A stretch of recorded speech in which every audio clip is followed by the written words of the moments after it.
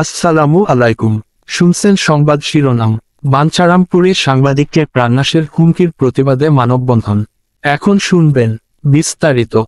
ব্রাহ্মণবাড়িয়ার বাঞ্ছারামপুরে দুই সাংবাদিককে প্রাণনাশের হুমকির প্রতিবাদে মানববন্ধন অনুষ্ঠিত হয়েছে। মঙ্গলবার 24শে ডিসেম্বর সকালে বাঞ্ছারামপুর প্রেস ক্লাবের উদ্যোগে মানববন্ধন অনুষ্ঠিত হয়। দৈনিক স্বদেশ প্রতিদিনের উপজেলা প্রতিনিধি সোহেল আহমেদ ও দৈনিক কুমিল্লা ডাকের বাঞ্ছারামপুর প্রতিনিধি শাহিন আহমেদ সাজুকে প্রাণনাশের হুমকির প্রতিবাদে বাঞ্ছারামপুর উপজেলা পরিষদের সামনে মানববন্ধন করা হয়। বাঞ্ছারামপুর প্রেস ক্লাবের সভাপতি নাসিরউদ্দিন মোল্লা বলেন, বাঞ্ছারামপুর সহ দেশের সকল সাংবাদিকের বিরুদ্ধে হয়রানিমূলক মামলা প্রত্যাহার করতে হবে। তাছাড়া যে দুজন সাংবাদিকের ওপর হত্যার হুমকি দেয়া হয়েছে সেটি হত্যার হুমকির আইনের আওতায় আনতে হবে।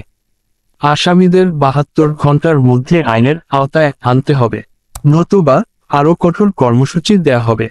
মানববন্ধনে বাঞ্ছারামপুর প্রেস ক্লাবের সাধারণ সম্পাদক শামীম শিবলি বলেন, সাংবাদিকদের হত্যার হুমকি ধমকি দিয়ে অন্যায়ের বিরুদ্ধে কলম বন্ধ করা যাবে না। জীবন বাজি রেখে আমরা সমাজের অসঙ্গতিগুলো তুলে ধরি।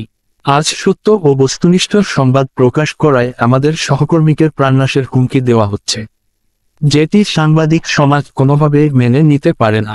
থানায় মামলা করা সত্ত্বেও আসামিদের গ্রেফতার করা হচ্ছে না।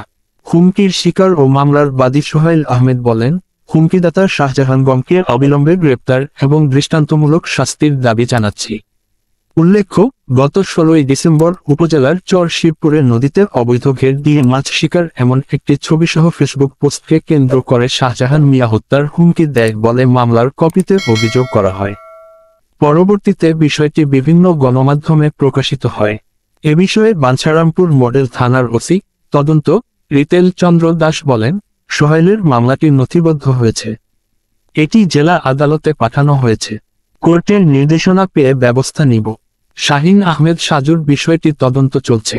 মানববন্ধনে আরও বক্তব্য রাখেন প্রেস ক্লাবের সিনিয়র সহসভাপতি আশিক এমরান, সহসভাপতি ফয়সল আহমেদ খান, সাদি মেহমুদ, সাজু সহ যুবদলের আহ্বায়ক হারুন আকাশ প্রমুখ।